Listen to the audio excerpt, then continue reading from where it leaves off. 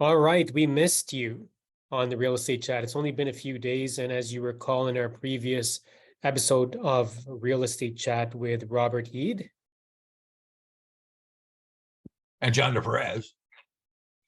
that Robert made a forecast in terms of sales and price projections based on his analysis of Toronto Regional Real Estate Board data. Toronto Regional Real Estate Board has published a market watch early this morning, has been released now, and Robert predicted or forecasted, or what word do you want to use, Robert? Oh, I'm projecting. I have a certain Projected. amount. I'm guessing what the future will keep and vary from what Right. we So know.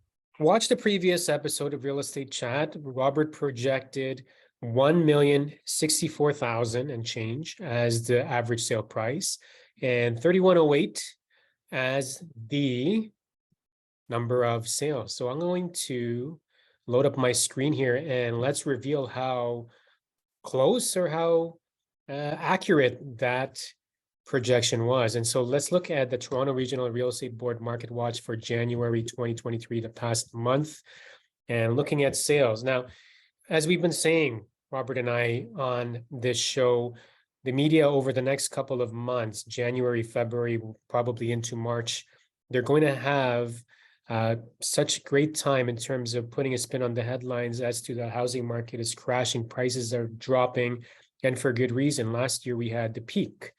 Now let's have a look at number of sales. Yes, it was a drop of 44.6% in light of the current market situation and activity. Robert, you were off by 3,100. That's very close.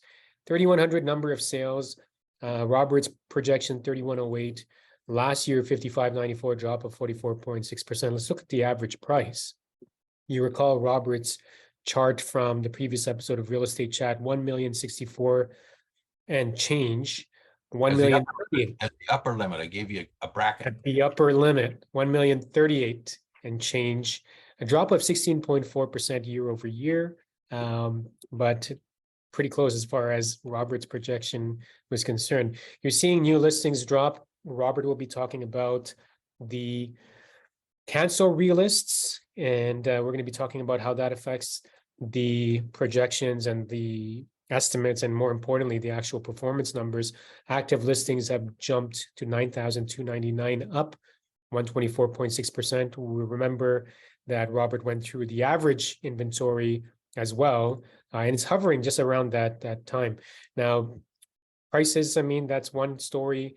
Average days on market and average listing days on market. It is taking longer for property to sell this year than last year. Remember, last year was peak, very busy, low inventory, prices were surging, cheap money, high affordability. Everybody was confident until the government or Bank of Canada raised the interest rates. One of the things I just wanted to point out before we go into Robert's analysis of his charts and moving forward, what we should expect to see.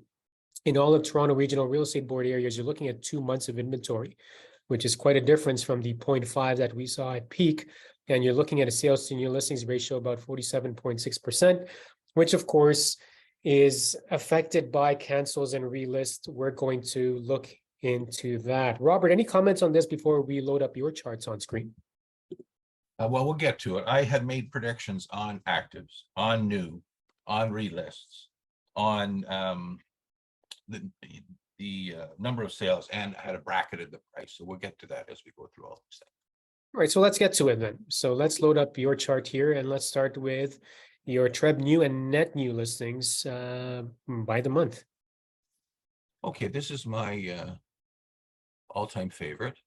And what we have on this one is new listings as published by the Toronto Real Estate Board. And they put it out, you can see on the very top line, 7688 as the total. And they put out another report called the Relist Comparison Share, which after a minor hiccup came out saying that there was 1,532 duplicates, meaning it was the same property with the same owner, with the same real estate company during the normal term of 90 days, was terminated and then put through again, and the real estate board counts it as another new listing, when in actual fact, it's a rerun, which there's no category for a rerun anymore. But maybe they should restart that, and then everybody can be happy. So that if you subtract the duplicates from the all-in 7688, you get 6156. And so that's the red line down there, which is far below the other one. It's in their way of figuring 20%, 19.9% below. In my way of figuring, it's 30% below what the average should be. So why is the market the way it is? Because there's only a certain number of buyers and there's only a certain number of sellers, and there's a lot of debris that's cluttering up the market. Even though there's a low number, a lot of it is debris. It's properties that were bought on spec and finally the tenant's out, and so they can show it, but it looks terrible, and the chap doesn't want to spend a lot of money, or the person doesn't want to spend a lot of money to fix it. So nobody wants that thing that's overpriced because he paid too much for it and in bad shape, and maybe it's wonderful otherwise, but who cares about that? Everybody wants the best house on the best street in perfect condition at an A1 price. So if you don't have all those components, you don't sell.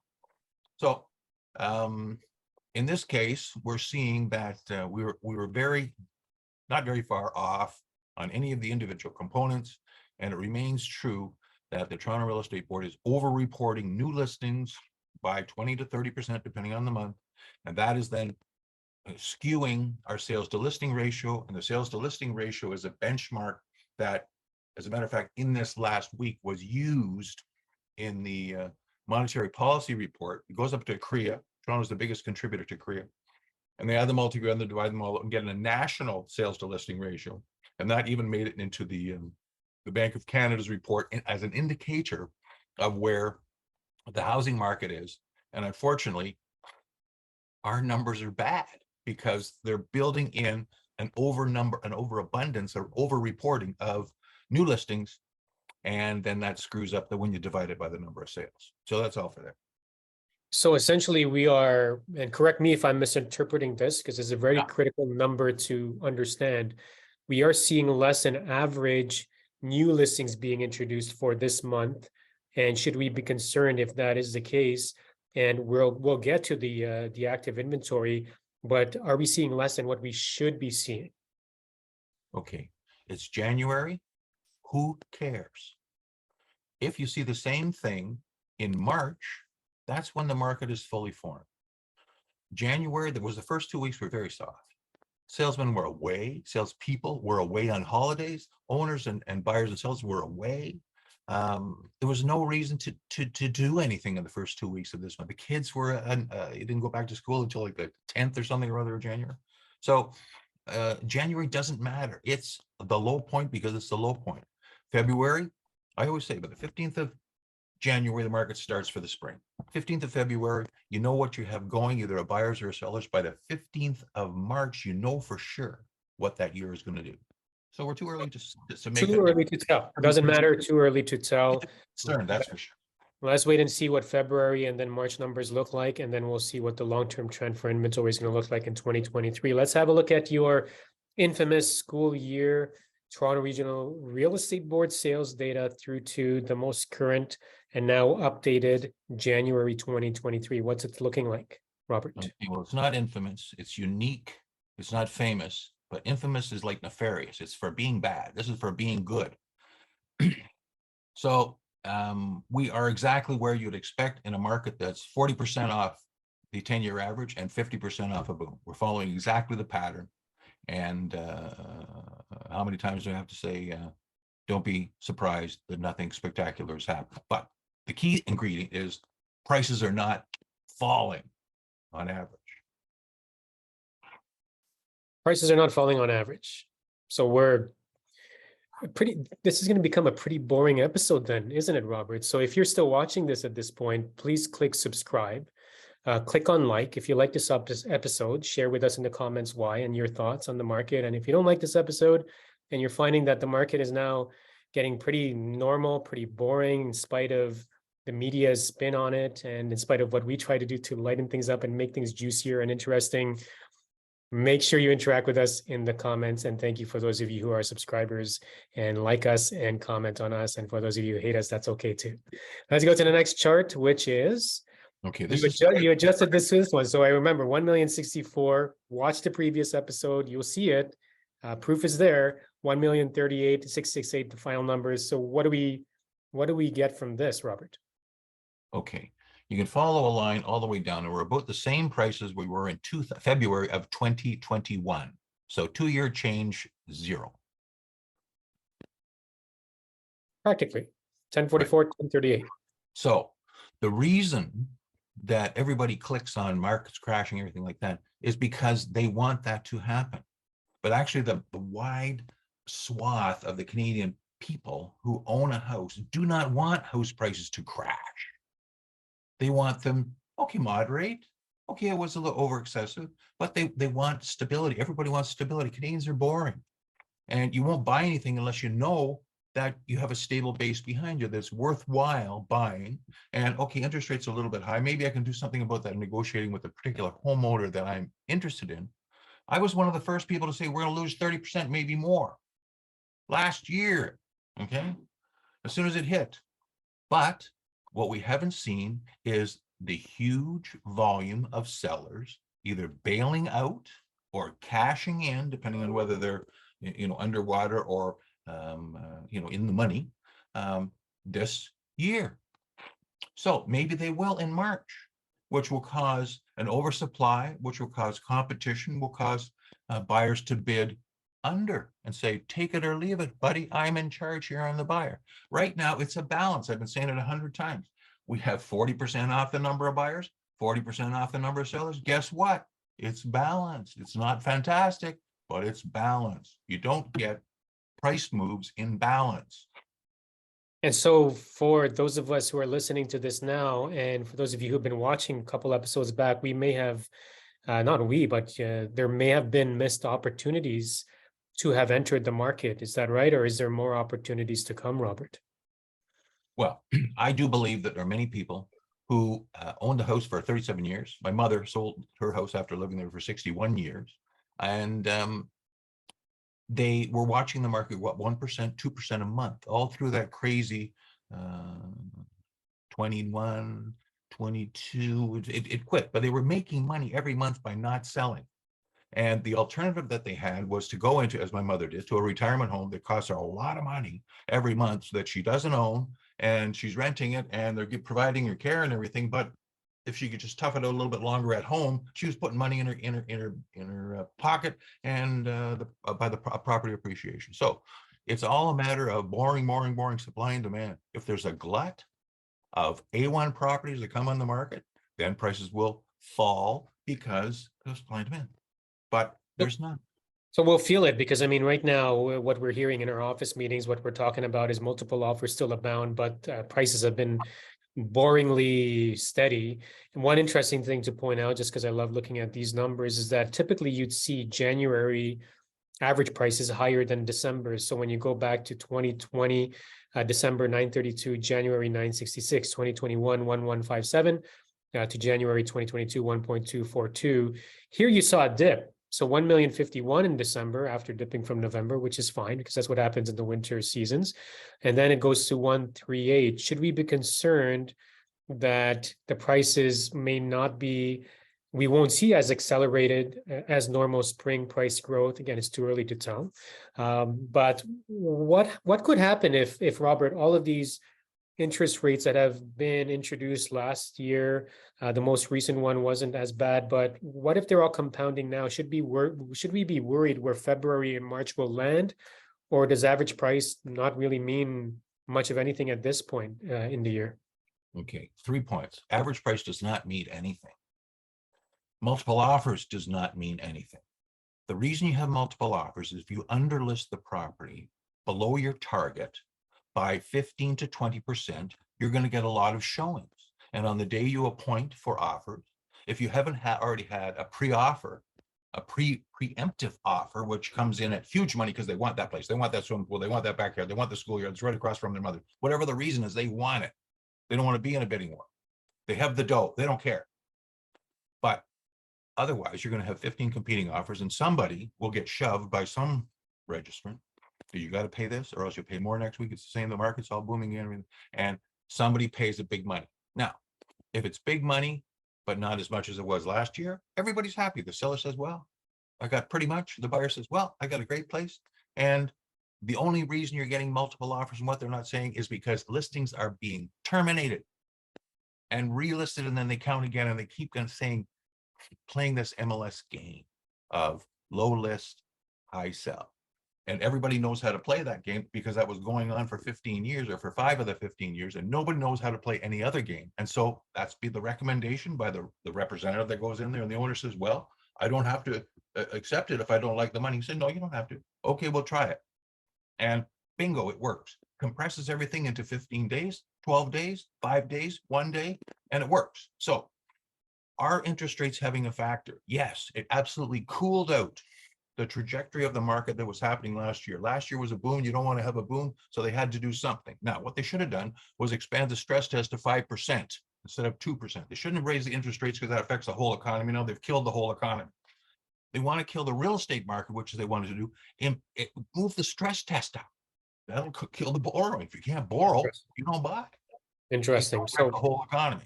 So in a sense, I mean, we'll talk about multiple offers, underpricing, and then selling over asking. We'll save that for a future real estate chat episode.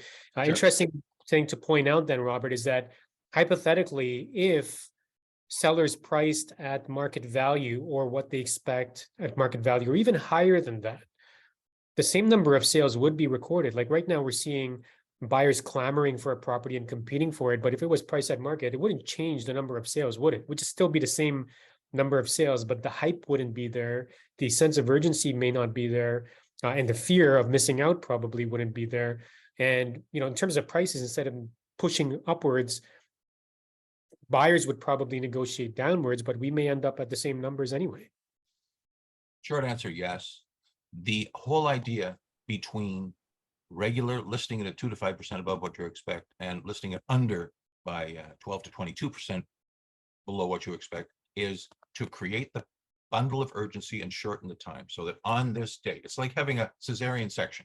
You know that on that day you're going to deliver. And it's exactly the same thinking. Nobody likes multiple offers except for the listing agent and perhaps the owner. All the 15 offers that don't win, they hate it. So do those buyers. That's right. Okay, let's move on. Estimated Toronto Regional Real Estate Board active inventory. We're sitting at 92.99. Yep. Okay, this one we thought was going to be 96.39 was our greatest error of being off by 3.7%. But it really doesn't make any difference. The upshot of this chart, when we looked at it before, was to say we're right in between the 5-year and the 10-year average. So for inventory in January, on the average of the last 10 years, we're right where we always are. So people who are looking for something to happen, it's like trying to predict what the moon launch is going to be like. It's a 13-day journey when the thing is still on the gantry. So cool your jets, buddies. Just relax. Wait for the spring. Enough said. Next.